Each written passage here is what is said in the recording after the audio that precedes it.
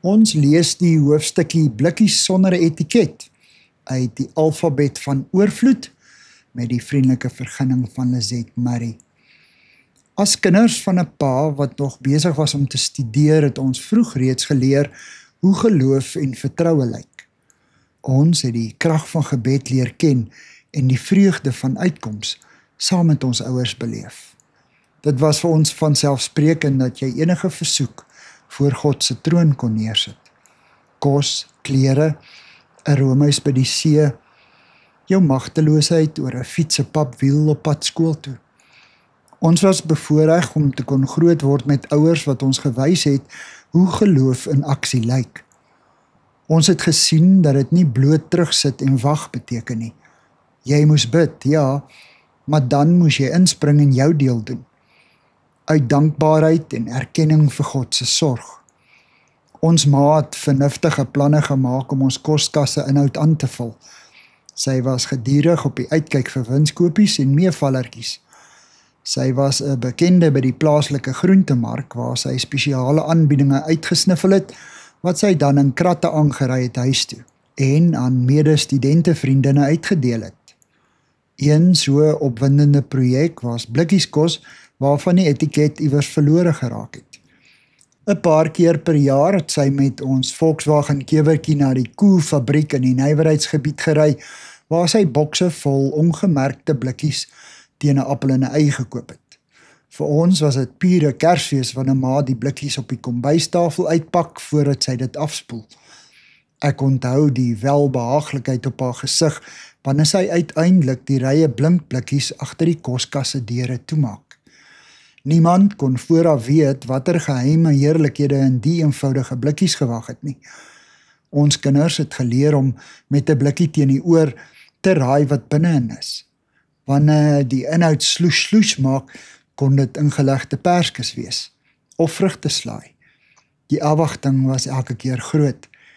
Ek sien nou nog hoe ma klompie blikkies op die tafel neersit, die bliksnyers 'n skerp puntjie met haar plat palm in die dekseltjie inkap.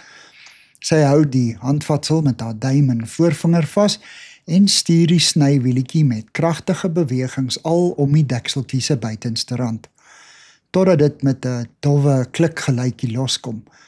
Sy lig die dekseltjie versigtig van die blikkie af. Sousboontjies, nie heerlike soet perskes nie. Ons is ontstig, ma lag. Dan tel sy doeteenvoudig die volgende blikkie op en die bliksnyer.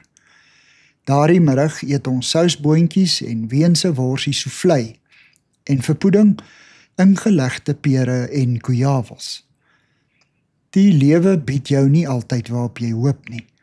Daar's teleurstellings en terugslag. Jy kry sousboontjies in plaas van vrugteslaai. Maar jy hou aan hoop en bid en vertrou. Jy leer om ook die oënskynlik slegte dinge uit God se hand te aanvaar. Jy neem die sousboontjies en maak 'n soufflé daarvan. En jy geniet die onverdiende soetseën van 'n bakkie ingelegde vrugte. Ons kan nie die blikkies kies wat na ons kant toe kom nie.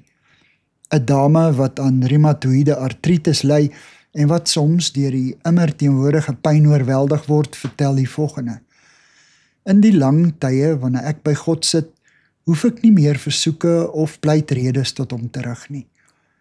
Ek het so bewustheid van sy teenwoordigheid dat woorde nie nodig is nie. Hy weet van my behoeftes. Wanneer ons in ware afhanklikheid van die Vader leef, kan ons saam met Dawid in Psalm 16 jubel: Ek behoort aan U. Daar is vir my niks goeds nie, behalwe by U. Here, U is my lewe. U sorg vir my. Wat ek ontvang, kom alles van U af. U leer my hoe om te lewe. By U is daar oorvloedige blydskap. Uit U hand kom net wat mooi is. Dankie vir die saamkuier. Ek deel Lizette se kontak en webblad besonderhede in die inligtingsparagraaf van hierdie voorlesing. Daar is ook skakels na voorlesings van Lizette se ander publikasies wat op hierdie platform beskikbaar is.